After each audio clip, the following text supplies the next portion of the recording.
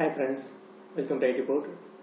In this session we are going to see about how to enable or disable triggers in SQL Server. Triggers are enabled by default when they are created, but disabling a trigger does not drop it. The trigger still exists as an object in the current database. However, the trigger does not fire when any Transact-SQL statements on which it was programmed are executed.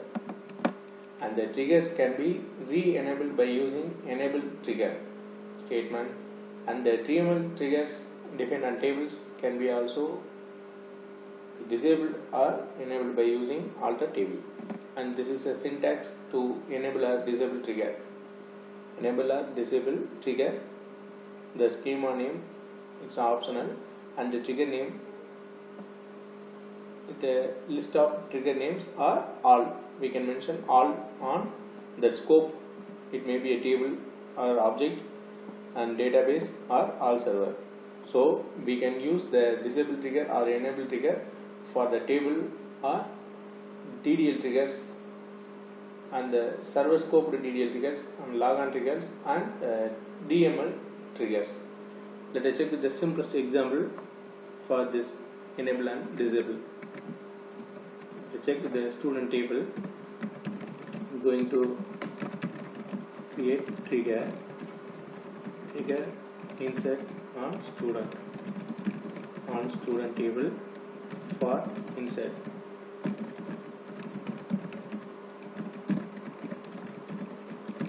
Inserter.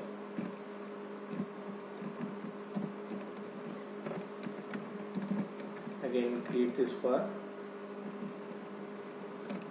delete.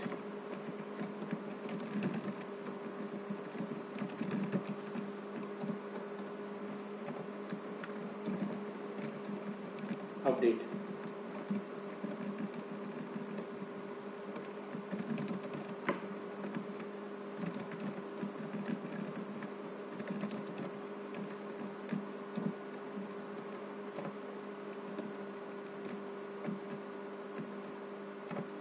So it's already created.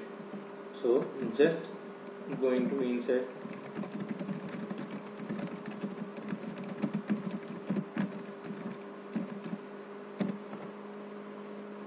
just it prints a inserted text based on the trigger insert on that student. So if you want to disable this trigger, just disable trigger and the trigger name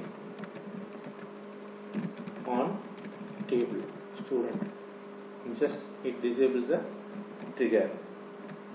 So now we insert second row. It does not print because it does not fire because it was disabled. So just we re-enable this, and now we insert the third row, it just printed. So based on this, delete from student where student ID is 3. Just it printed, print deleted. So just disable trigger,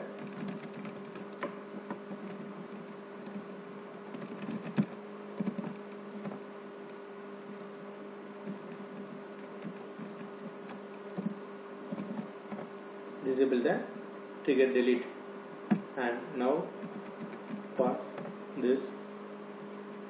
So does not fire for this delete because it was disabled. Now we can re-enable this.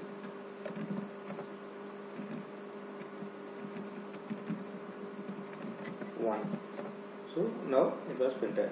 So by this way we can enable or disable the triggers. And now we are going to disable all triggers. Disable trigger all on student. It will disable all triggers based on this student. See, there is no printed statements and there is no deleted statements, because all triggers are disabled for the object student. We can enable by this way, enable all trigger on student. So is started to print. By this way we can disable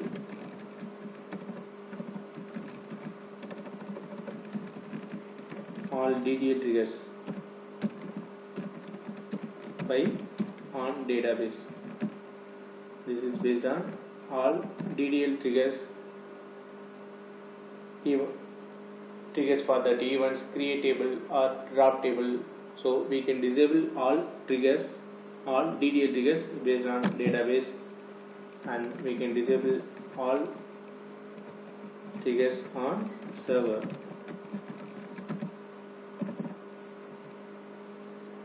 This is server scope DDL triggers like create database event or alter database event or drop database event or create user, create login. So that types of events are called as server scope DDL triggers. So we can disable this by this method.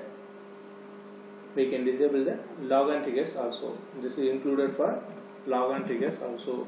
This is on our all server. So we can enable all triggers on server, and we can enable all triggers on all DDL triggers on database. So this is just disables a trigger and enables a trigger. This is not equal to drop trigger. Disable triggers, it exists in database but not fired. So this is a simplest example for disable or enable triggers in SQL Server. Hope this topic will be very useful to you. If you like this, please like and subscribe. Thank you, friends.